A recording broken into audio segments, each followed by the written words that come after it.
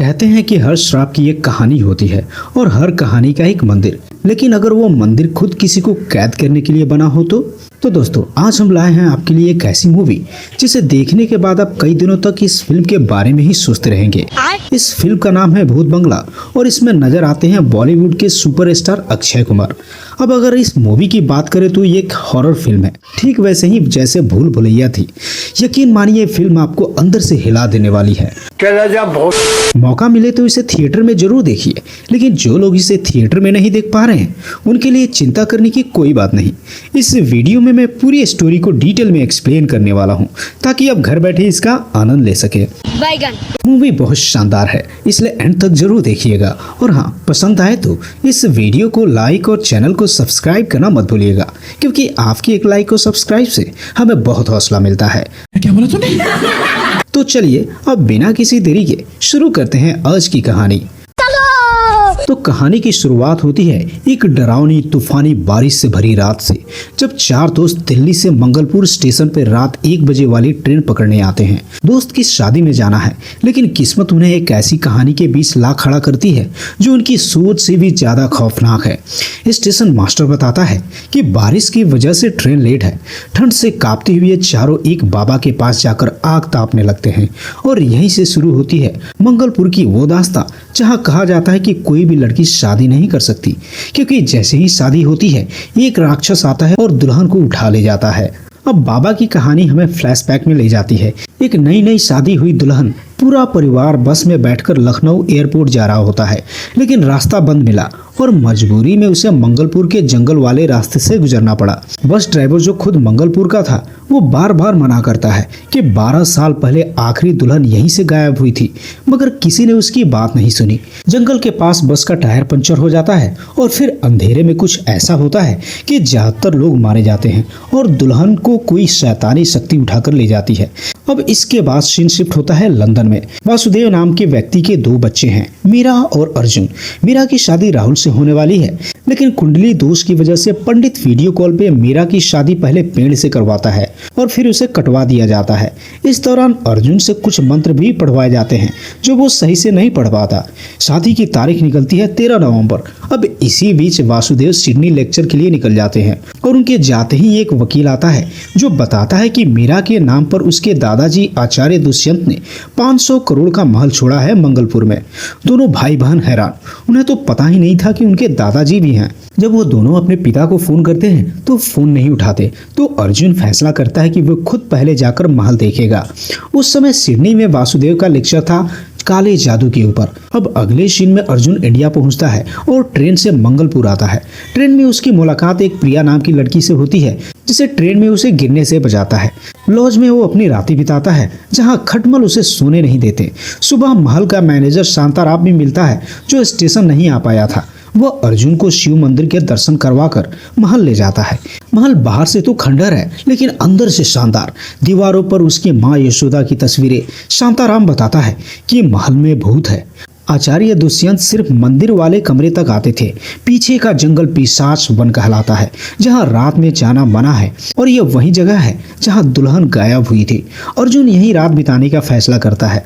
फिर शांताराम डर जाता है और बताता है कि यहाँ 3 गार्ड रुके थे एक बार, एक ने खुद को मार लिया और 2 पागल हो गए। फिर भी अर्जुन रात में वहीं रुक जाता है और छत पर जाकर मीरा को फोन करता है और कहता है महल असली और काफी सुंदर है, शादी यहीं होगी 13 नवंबर को। फिर अचानक सिग्नल कट जाता है और महल में कोई है जो इंसान जैसा दिखता नहीं। अब सुबह लोग महल के गेट पे जमा होते हैं और सब हैरान कि अर्जुन जिंदा कैसे है।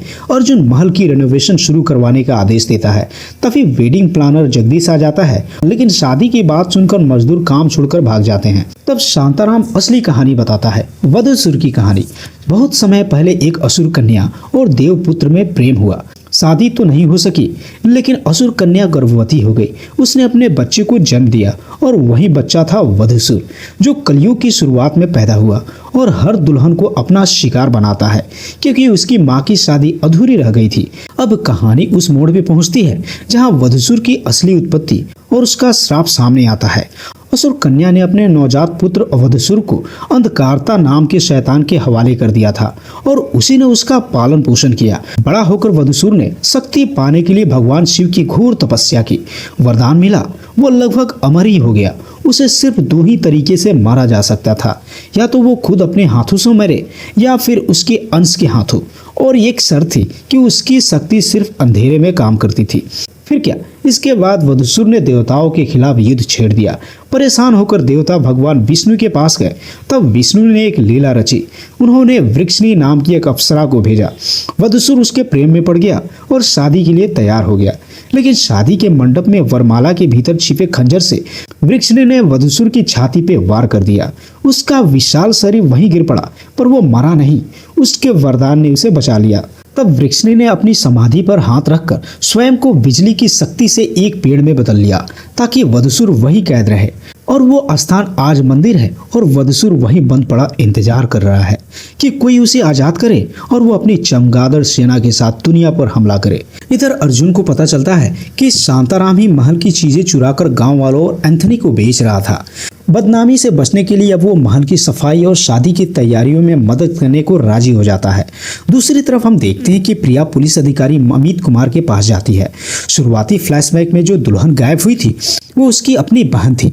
पुलिस को लगता है कि यह जंगली जानवर का काम है, लेकिन हम जानते हैं कि यह वधुसुर की करतूत थी। उसी रात महल में जगदीश को कोई दिखाई देता है और अर्जुन भी शोर से जागता है, लेकिन यह वधुसुर नहीं बल्कि जगदीश का भांजा सुंदर उर्फ बल्ली होता है, जो इलेक्ट्रिशियन है। बिजली की समस्या ठीक करने के लिए उसे बुलाया गया होता है। उसके टीम में एक रागनी नाम की कुक भी आती है। महल का रेनोवेशन शुरू होता है और तभी बाथरूम की गीजर की गड़बड़ी की वजह से जगदीश का हाथ जल जाता है। अर्जुन गीजर बंद करने जाता है और खुले तारों और गीले फर्श की वजह से उसे करंट लग जाता है और उसकी धड़कन रुक जाती है और वो टेक्निकली मर ही जाता है।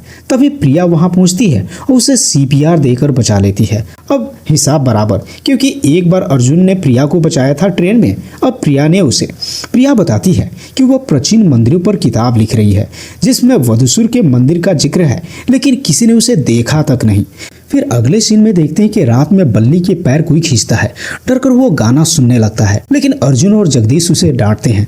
लेकिन उसके जाते ही एक चमगादड़ जैसी शक्ति बल्ली को पजेश कर लेती है। अब अर्जुन को एक अजीब सी चीज दिखने लगती है। उसे मरे हुए लोगों की आत्माएं दिखाई देने लगती है जो और किसी को नहीं दिखती। रागिनी जब भगवान श्री कृष्ण की मूर्ति साफ कर रही होती है तो बल्ली अजीब बर्ताव करने लगता है, क्योंकि वधुसुर कृष्ण से डरता है और वही लीला के सूत्रधार थे। अर्जुन को लगता है कि बल्ली रागिनी के साथ बदतमीजी कर रहा है और वो उसे पीट देता है। इधर अर्जुन को बाजार में प्रिया साड़ी में दिखाई देती है और दोनों के बीच नजदीकियां बढ़ने लगती है। रात में बल्ली पजिश होकर रागिनी के कमरे के पास मंडराता है और अर्जुन उसे पकड़ लेता है। फिर जंगल में अर्जुन को एक लाश दिखाई देती है जो पल में गायब हो जाती है, लेकिन बल्ली उन्हें जंगल के भीतर ले जाता है जहां वह वृक्षनी का पेड़ और वधुसुर के मंदिर का कलश दिखाई देता है। कहानी सच थी। पेड़ में साफ साफ एक स्त्री की आकृति दिखाई देती है। फिर अचानक चमगादड़ हमला करते हैं और अर्जुन और बल्ली भागकर महल पहुंचते हैं, लेकिन जगदीश पीछे छूट जाता है। सुबह पुलिस जगदीश को गटर से उठाकर लाती है और यहाँ भरपूर कॉमेडी और पता चलता है कि जगदीश विग पहनता है। फिर अर्जुन प्रिया से मिलता है और दोनों को प्यार हो जाता है। अर्जुन इन पलों को अपने वेबकैम में रिकॉर्ड भी करता रहता है, अनजाने में, जैसे वो किसी बड़े रहस्य का दस्तावेज बना रहा हो। अब कहानी अपने सबसे खतरनाक मोड़ पे पहुंचती है। अर्जुन प्रिया को लेकर आखिरकार जंगल के भीतर पहुंच जाता है जहां वृक्षनी का पेड़ है और वधुसुर के मंदिर का कलश दूर से दिखाई देता है। जैसे ही वे आगे बढ़ते हैं अचानक सैकड़ों चमगादड़ उन पे टूट पड़ते हैं। दिन का समय और फिर भी आसमान काला पड़ने लगता है। अर्जुन हैरान, चमगादड़ दिन में ऐसा व्यवहार नहीं करते, लेकिन यह सब सामान्य नहीं था। चमगादड़ों का झुंड गोल गोल घूमकर सूरज को ढक लेता है और चारों तरफ अंधेरा छा जाता है। प्रिया चिल्लाती है, रोशनी की तरफ भागो, अंधेरे में वधुसुर आ जाएगा। और तभी वो दिखाई देता है, एक डरावनी आकृति, मगर गौर से देखे तो लगता है कि जैसे किसी इंसान को पजेश किया गया हो। और इसी बीच एक सच्चाई सामने आती है कि जगदीश जो कम खर्च में काम करवाकर अर्जुन को 10 गुना बिल देता है, क्योंकि वो महल का मालिक समझकर खुद उसे ठग रहा होता है। तभी अर्जुन के पास उसके पिता का फोन आता है और वो गुस्से में चिल्लाते हैं कि तुम मंगलपुर क्यों गए हो, वो जगह श्रापित है। यानी उन्हें ये सब पहले से पता था। जैसे ही उन्हें पता चलता है कि मीरा की शादी वहां होने वाली है, वो घबरा जाते जाते हैं और खुद मंगलपुर आने निकल पड़ते हैं। लेकिन उससे पहले वो अर्जुन को आदेश देते हैं कि तुरंत गंगा पार करके गंगापुर जाओ और गुरु गोपाल दास आश्रम में मुख्य पुरोहित से मिलो। अगर वो हाँ कहें तभी शादी होगी। अर्जुन वहां पहुंचता है और मुख्य पुरोहित बताते हैं कि वधूसुर कहानी है बल्कि हकीकत है। एक शैतानी समुदाय 13 कुंवारी लड़कियों की बलि देकर उसे पुनर्जीवित करना चाहता है। शादी होते ही दुल्हन को उठा लिया जाता है ताकि वह बलि बन सके। अब समझ आता है कि गायब हुई दुल्हनों का क्या हुआ होगा। पुरोहित बताते हैं कि अर्जुन का परिवार राजा पृथ्वीराज वंशावली सदियों से मंत्रों से वधूसुर को रोके हुए हैं। दुष्यंत भी यही करते थे। वो अपने सहायक पंडित राम मोहन को महल भेजते हैं और पंडित जैसे ही पूजा कक्ष के होल से झांकते हैं कोई शैतानी शक्ति उन्हें दूर फेंकती है, यानी उस कमरे में कुछ तो है। वो कहते हैं कि हर जगह दिया जलाओ, पवित्र अग्नि से वधूसुर नहीं आ सकता। सब लोग दिया जलाने लगते हैं और अर्जुन पंडित को छोड़ने निकल पड़ता है, लेकिन रास्ते में कोई शक्ति सूरज को ढक लेती है और अंधेरा छा जाता है। पेड़ अर्जुन की कार के सामने गिरता है और वो पंडित भागकर शिव मंदिर की तरफ जाते हैं, वही मंदिर जहां अर्जुन पहले आया होता है। तभी उड़ता हुआ एक लोहे का त्रिपाल पंडित का गला काट देता है। अर्जुन तो बच जाता है क्योंकि वो नंदी के पास खड़ा था। अब पुलिस इसे खराब मौसम का हादसा मानती है, लेकिन अर्जुन समझ चुका था यह वधूसुर था। फिर रात में सारे दिए बुझ जाते हैं और अर्जुन हथौड़ा लेकर पूजा कक्ष तोड़ने जाता है। अंधेरे में वधूसुर उस पर हमला करता है। वह कभी मोबाइल की लाइट कभी फ्रिज की लाइट से खुद को बचाता है और बाहर वधूसुर उसे मार ही डालता, लेकिन कार की चाबी से वह हेडलाइट जला देता है और रात कार में बिताता है। सुबह उसकी पीठ पे खरोच के निशान होते हैं। अब उसे पूरा यकीन हो जाता है कि कहानी सच है। वो अपने पिता को फोन करता है और कहता है कि शादी कैंसिल करनी होगी, लेकिन तभी मीरा और राहुल का परिवार महल पहुंच जाता है। अब शादी रोकना नामुमकिन था। फिर वासुदेव योजना बनाते हैं कि शादी दिन में होगी और शाम से पहले गंगा पार कर दिया जाएगा जहां वधूसुर की शक्ति नहीं चलेगी। इसके बाद पुरोहित हवन की तैयारी करते हैं, मगर पूजा कक्ष खोलना जरूरी होता है। पुरोहित कौड़ियों से देखते हैं कि 12 दुल्हनें बलि चढ़ चुकी है और 13वीं मीरा होगी। अर्जुन और वासुदेव उस जगह जाते हैं जहां दुष्यंत पूजा के बाद चाबी रखते थे। वहां जब एक केयर टेकर चाबी देने से मना करता है तो फिर उन दोनों में झगड़ा हो जाता है। फिर क्या, अर्जुन उसका पैर तोड़ देता है। तभी ऊपर से गोली चलती है और सामने आता है दुष्यंत। वो मरा नहीं था बल्कि अपनी मौत का नाटक किया था। वासुदेव उसे गुरुजी कहकर बुलाता है और यहीं से कहानी अपने सबसे बड़े रहस्य का पर्दा उठाती है। दुष्यंत सबको सिर्फ एक बात कहता है कि यहाँ से चले जाओ, मुझे बस अपने बेटे को बचाना है। अर्जुन हैरान। वासुदेव और पुरोहित के सामने वह सच जानने की जिद करता है। सच जो सामने आता है वो पूरी कहानी की जड़ है। दुष्यंत इस महल में एक आश्रम चलाते थे, शिक्षा भी होती थी। उनके 2 शिष्य थे, वासुदेव और उनका खुद का बेटा माधव। और हैरानी की बात, अर्जुन हूबहू माधव जैसा दिखता है। एक दिन आश्रम में नृत्य सिखाने वाली यशोदा आती है। वासुदेव और यशोदा एक दूसरे से प्रेम करने लगते हैं, लेकिन माधव भी यशोदा से प्यार करने लगता है। इसी दौरान दुष्यंत दोनों शिष्यों से मंत्रोच्चारण करवाते हैं। माधव का ध्यान भटकता है और मंत्र गलत बोल देता है, बिल्कुल वही गलती जो अर्जुन ने शुरुआत में की थी। दुष्यंत उसे पूजा कक्ष में ले जाकर एक यंत्र दिखाते हैं कि उनके पूर्वज सूर्यास्त से सूर्योदय तक मंत्रोच्चारण करते थे, जिसकी ध्वनि वधूसुर के मंदिर तक जाती थी और उसकी शक्ति दबाए रखती थी। लेकिन कुछ लोगों ने इन्हीं मंत्रों का उल्टा उच्चारण कर वधूसुर को जगाने की कोशिश की थी, इसलिए मंत्र बनाया गया जो हर रात अपने आप मंत्र चलता। दुष्यंत बताते हैं कि अगर 36,000 पूर्णिमाओं तक यह मंत्र चलते रहे तो वधूसुर हमेशा के लिए समाप्त हो जाएगा, लगभग 3,000 साल।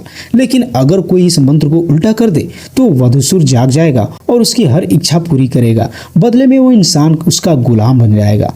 इतना ही नहीं, हर साल महल में वृक्षिणी और वधूसुर की कहानी का नाटक होता था। यशोदा वृक्षिणी बनती थी और माधव वधूसुर। नाटक के दौरान यशोदा गिरती है और वासुदेव उसे बचा लेता है और फिर दुष्यंत दोनों की शादी तय कर देते हैं। और यहीं देख माधव का दिल टूट जाता है और वो गुस्से में पूजा कक्ष जाकर यंत्र को उल्टा चला देता है। दुष्यंत यह देखकर डर जाते हैं और पुत्र मोह में वो वासुदेव से गुरु दक्षिणा मांगते हैं कि यशोदा को भूल जाओ, क्योंकि माधव उसे प्रेम करता है। फिर क्या, इसके बाद वासुदेव खुद को खलनायक बनाकर यशोदा से कहता है कि वह उससे प्यार नहीं करता और उसी रात मंगलपुर छोड़ देता है। अब टूटी हुई यशोदा की शादी माधव से तो करा दी जाती है, लेकिन सुहाग रात के बाद यशोदा देखती है कि माधव पूजा कक्ष में है और पूरी तरह से वधूसुर के कब्जे में है। डरकर वो भागती है और जाते हुए वासुदेव से मिलती है और दोनों मंगलपुर छोड़कर लंदन चले जाते हैं और वहीं पता चलता है कि यशोदा गर्भवती थी। अर्जुन माधव यशोदा का बेटा है, वासुदेव का नहीं, और वासुदेव दुष्यंत का बेटा नहीं, माधव है। यानी महल का असली वारिस अर्जुन है, मीरा नहीं। अब प्रेजेंट में अर्जुन कहता है कि वो पिता वो होता है जो पालता है और वासुदेव को ही वो अपना पिता मानता है।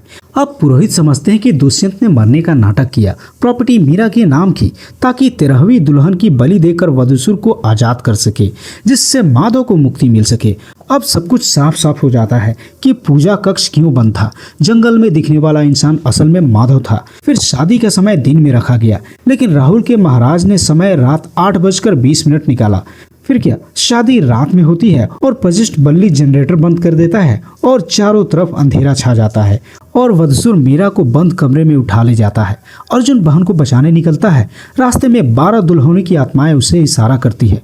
पूजा कक्ष तोड़ा जाता है और आखिरी दुल्हन मिलती है जो बिल्कुल प्रिया जैसी दिखती है और सामने सच आता है, प्रिया कभी थी ही नहीं, वह उसकी जुड़वा बहन की आत्मा थी। अर्जुन मंदिर पहुंचता है, वहां 12 दुल्हनें कंकाल लाल साड़ी में बैठे हैं और 13वीं मीरा अब माधव वधूसुर के कब्जे में बलि देने वाला है। अर्जुन उस पर हमला करता है लेकिन हार जाता है और वृक्षनी पेड़ के पास गिरकर बेहोश हो जाता है। उसी वक्त वासुदेव और पुरोहित यंत्र चालू कर मंत्रोच्चारण शुरू कर देते हैं। माधव और दुष्यंत तड़पने लगते हैं और तभी अर्जुन वृक्षनी के पेड़ की उंगली पकड़कर खड़ा होता है और जोर से चिल्लाता है। अब यहाँ से कहानी अपने दिव्य शिखर पे पहुँचती है। अर्जुन गिरा हुआ है, पर यह साधारण इंसान की हार नहीं थी। यह उस वंश की आखिरी परीक्षा थी जिसका रिश्ता देवताओं से था। यहाँ पर अर्जुन है तो सारथी बनकर विष्णु न आए, ऐसा तो हो ही नहीं सकता। उसी क्षण दिव्य शक्ति उतरती है और वृक्षनी के पेड़ से बिजली से एक लपट निकलती है और अर्जुन के भीतर समा जाती है। अर्जुन उठता है, वो वृक्षनी की शाखा तोड़ता है और पूरी ताकत से उसे माधव के शरीर में घोंप देता है। जैसे वो शाखा लगती है, माधव ढेर और उसी पल वधूसुर का पोजीशन भी खत्म। याद कीजिए, वधूसुर को वरदान था कि उसे वही खत्म कर सकता है जो उसका अपना अंश हो, और सच यही खुलता है कि अर्जुन वधूसुर के ही वंश का अंश है। 36,000 पूर्णिमाओं में से सिर्फ 2 शेष बची थी, पर अंत उससे पहले ही लिखा जा चुका था। उधर जो यज्ञ वधूसुर को जगाने के लिए हो रहा था, उससे वधूसुर का असली रूप प्रकट होता दिखाई देता है, भयावह लेकिन अब शक्तिहीन, क्योंकि बलि पूरी नहीं हुई। लेकिन अर्जुन कुल्हाड़ी से उसके सिर में दे मारता है। अब दुष्यंत यज्ञ कुंड में गिरकर भस्म हो जाता है और मीरा बच जाती है और उसी पल मंदिर कांपने लगता है। असल में वधूसुर की समाधि ढह रही थी। भागते भागते दोनों उस जगह पहुंचते हैं जहां पूजा कक्ष था। सारे रास्ते वहीं जुड़े थे। वहीं अर्जुन के पिता मीरा से कहते हैं कि यह सब कभी किसी को मत बताना, इसे एक बस बुरा सपना समझकर भूल जाना। इस तरह वधूसुर का अंत होता है और एक बार फिर अच्छाई बुराई पर विजय पाती है और अगले दिन मीरा की विदाई होती है और शादी पूरी हो चुकी थी। लेकिन अर्जुन राहुल के पक्ष के महाराज को अलग ले जाकर पीट देता है कि सब कुछ कुंडली से नहीं होता, मेहनत भी करनी पड़ती है। महाराज डर जाता है और शायद थोड़ा सुधर भी जाता है। इधर एक बड़ा झटका मिलता है कि राहुल को पता चलता है कि प्रिया को उस प्रपोजल और गाने की कोई याद नहीं, और सच यह है कि वो शादीशुदा है। अगर नहीं होती तो राहुल से शादी कर लेती। वो बताती कि वो यहाँ अपनी जुड़वा बहन को ढूंढने आई थी। वो कोई राइटर नहीं, राइटर तो उसकी बहन थी चित्रा, जिसका ना बॉडी मिला ना कोई सुराग। तभी अर्जुन अपनी वीडियो रिकॉर्डिंग देखता है जिसमें वो अकेले नाच रहा होता है। यानी वो एक आत्मा से प्रेम कर बैठा था। शायद चित्रा भी उससे प्रेम करने लगी थी, क्योंकि जो प्यार उसे जीते जी नहीं मिला वह उससे मृत्यु के बाद महसूस किया। और वहीं बाबा जो 4 लड़कों की कहानी सुना रहा होता है, वह बताता है कि अर्जुन कभी वापस ही नहीं लौटा। पिछले 24 सालों से यहीं रहकर अपने पिता माधव की आत्मा की मुक्ति के लिए पूजा कर रहा है। ट्रेन आती है और चारों लड़के जाने लगते हैं और तभी खुलता है सबसे बड़ा रहस्य। वह बाबा अर्जुन ही है। वह कभी गया ही नहीं। वो बस इतना कहता है कि दुनिया में कई तरह के भूत होते हैं। तो क्या अर्जुन भूत है या फिर वो चारों लड़के? क्योंकि अर्जुन भूतों को देख सकता था। जो भी सच हो, अर्जुन अंत तक अपने पिता की आत्मा के लिए पूजा करता रहा और यही समाप्त होती है भूत बंगला की कहानी।